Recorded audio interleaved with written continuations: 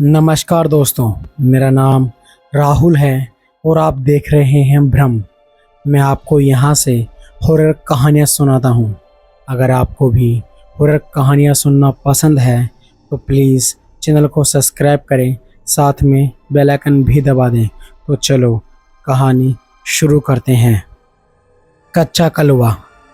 कच्चा कलवा के बारे में आपने अपने गांव या शहर में किसी दादी या नानी से ज़रूर सुनी होगी।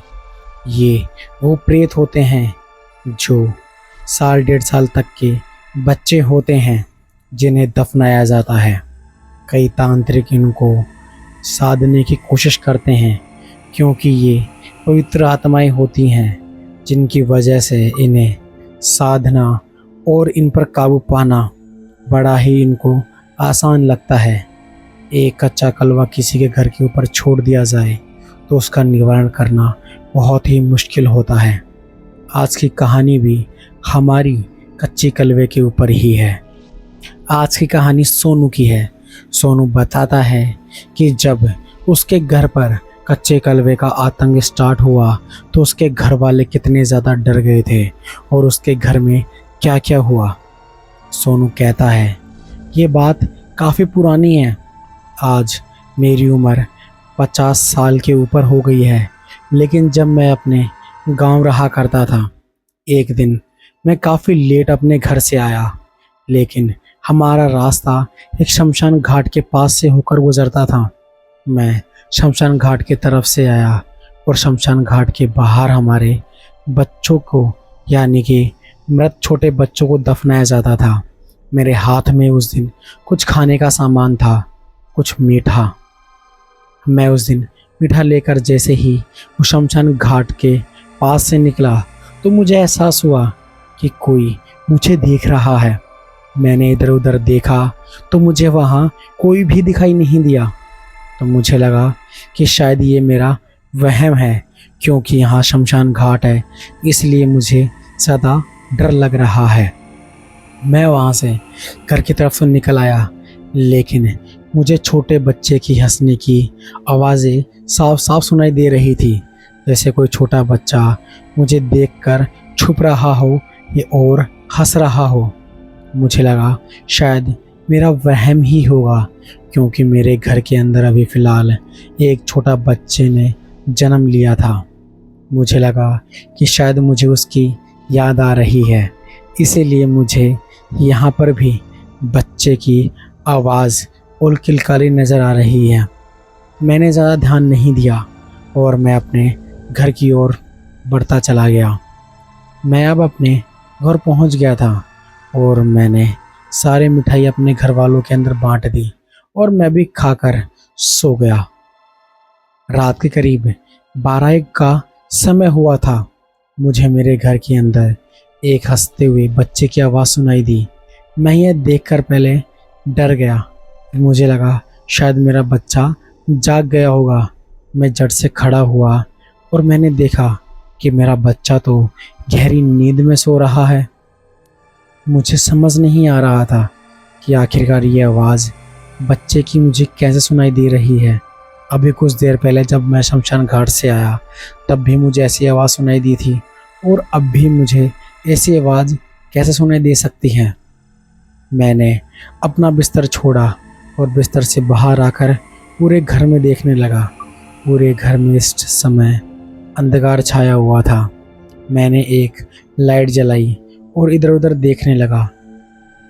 तभी मुझे ऐसा लगा कि कोई सोफे के पीछे छुपा हुआ है और वो मुझे देख देख कर हंस रहा है। मैंने सोफे के पीछे जाकर देखा तो वहाँ एक बच्चा बैठा हुआ था और उसकी काली आंखें। यह देखकर मैं काफ़ी डर गया और मैं सोफे से नीचे गिर गया। जब मैंने वापस डरते डरते पीछे देखा तो वहाँ कोई भी नहीं था। मुझे डरता देख मुझे ऐसा लगा कि किसी का दरवाज़ा खटखटाया गया है। मैंने जैसे ही पीछे मुड़कर देखा तो मेरा बड़ा भाई दरवाज़ा खोलकर मेरे पीछे खड़ा था। मैंने कहा, भैया आप इतनी रात को यहाँ क्या कर रहे हैं? तभी मेरा भाई मुझसे कहता है, सोनू, तू यहाँ क्या कर रहा है और तेरे सर पर इतना पसीना कैसे है? तभी मैंने सोचा, क्या मुझे ये बात मेरे बड़े भाई को बतानी चाहिए। मुझे लगा मेरी बात कहने से शायद बड़ा भाई डर जाएगा, इसलिए मैंने वो बात छुपा ली। मैंने कहा, कुछ नहीं भैया, वो बिल्ली आ गई थी इसलिए मैं डर गया। तभी मेरा भाई कहता है, यार एक बात बता, उससे एक बात पूछूं? तभी मैंने कहा, हाँ भैया पूछो ना, क्या बात है? कि यार तुझे भी किसी बच्चे की हंसने की आवाज़ सुनाई दे रही है। यह बात सुनकर मेरे पसीने छूट गए। मैंने भाई से कहा कि भैया, मुझे भी कुछ ऐसा महसूस हो रहा है। मुझे लग रहा है कोई हमारे घर में बच्चा आ गया है और वो हमारे साथ खेल रहा है। तभी मेरा भाई मुझसे कहता है, अगर कोई घर में बच्चा आता और वो हमें नज़र नहीं आता, ऐसा हो ही नहीं सकता सोनू। लेकिन कोई तो है जिसकी वजह से हमें ऐसा फील हो रहा है जैसे कोई हमारे घर में नेगेटिव एनर्जी या कोई पैरालौकिक चीज़ यहाँ पर आ गई है। मैंने अपने भाई से कहा, भाई मैंने अभी सोफे के पीछे एक बच्चे को देखा था जिसकी पूरी काली आंखें थी, और जैसे ही मैंने उसे देखा मैं सोफे से नीचे गिर गया। तभी आप यहाँ आ गए। तभी मेरा भाई कहता है, अभी तो तू सो जा, मैं कल पंडित जी को बुलाता हूँ और उनसे इसका निवारण पूछता हूँ। मेरा भाई मुझे ये कहकर चला गया, लेकिन मुझे नींद नहीं आ रही थी। बड़ी मुश्किल से मैं वहाँ पूरी रात सो पाया। सुबह होते ही मेरा भाई मुझसे कहता है, सोनू तू घर पे ही है ना आज तो? मैंने कहा, हाँ भैया, आज संडे है इसलिए मेरी छुट्टी है। तभी मेरा भाई मुझसे कहता है, ठीक है, मैं पंडित जी को लेकर आता हूँ। मैं अपने घर पे ही था और नाश्ता वास्ता करके मैं फ्री हो गया था।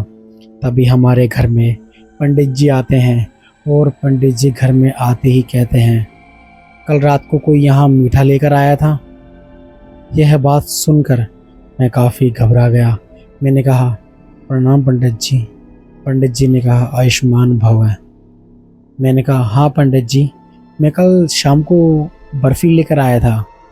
क्यों, क्या हुआ? तभी पंडित जी कहते हैं, क्या बर्फ़ी लाते वक्त तू शमशान घाट की तरफ से आया था? मैंने कहा, हाँ पंडित जी, हमारा तो वही एक रास्ता है, इसके अलावा और तो दूसरा रास्ता वो ख़राब हुआ पड़ा है।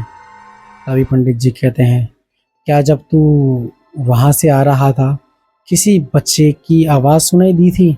मैंने कहा, हाँ पंडित जी, हाँ, आप बिल्कुल सही कह रहे हैं। तभी पंडित जी कहते हैं, तुम्हारे घर पर कच्चे कलवे का साया है। यह बात सुनकर सारे घर वाले डर गए। तभी मेरा भाई पंडित जी के पास जाकर कहता है कि पंडित जी, अब आप इतना सब कुछ जानते ही हैं, तो बस आप ही हमारे घर को बचाओ, और ये जो भी कच्चा कलवा है ये हमारे घर से कैसे जाए इसका निवारण करो। तभी पंडित जी कहते हैं कि जाओ बाज़ार से 1 किलो बर्फ़ी लेकर आओ। मैं जल्दी से वहाँ से निकलता हूँ और कुछ देर बाद मैं बर्फ़ी लेकर आ जाता हूँ। जब तक पंडित जी ने अपनी सारी क्रिया स्टार्ट कर ली थी, पंडित जी ने मुझसे वो बर्फ़ी मांगी। मैंने वो बर्फ़ी निकाल कर डब्बे सही थी पंडित जी को दे दी, और पंडित जी ने वो बर्फ़ी एक गोले के अंदर रखी और कुछ मंत्र बोलने लगे। कुछ देर बाद एक बच्चे का साया उस काले घेरे में आता है और वो बर्फ़ी उठाकर खाने लगता है। पंडित जी और हमारी पूरी फैमिली सभी ये देख रहे थे कि एक छोटा बच्चा जिसकी काली आंखें और लंबे लंबे दांत थे, जो किसी छोटे शैतान से कम नहीं लग रहे थे, उस बच्चे ने वो बर्फ़ी खाई और उस गोले से बाहर जाने की कोशिश करने लगा। लेकिन उस गोले से वो बच्चा, बोले तो कच्चा कलवा, वहाँ से निकल नहीं पा रहा था।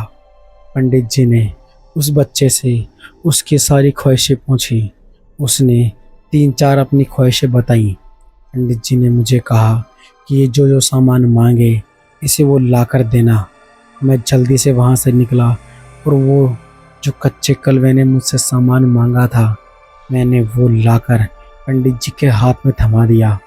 पंडित जी ने वो सारा सामान उसी गोले के अंदर रख दिया और वो कच्चा कलवा उसी गोले में बैठे बैठे वो सारा सामान खा चुका था। तभी पंडित जी कहते हैं, तुमने जो भेंट मांगी हमने वो भेंट कर दिया, अब तुम्हें यहाँ से जाना होगा। तभी वो कच्चा कलवा पंडित जी से कहता है, तुम लोगों ने मेरी भूख शांत की है, मैं तुम्हें हमेशा खुश रहने का आशीर्वाद देता हूँ।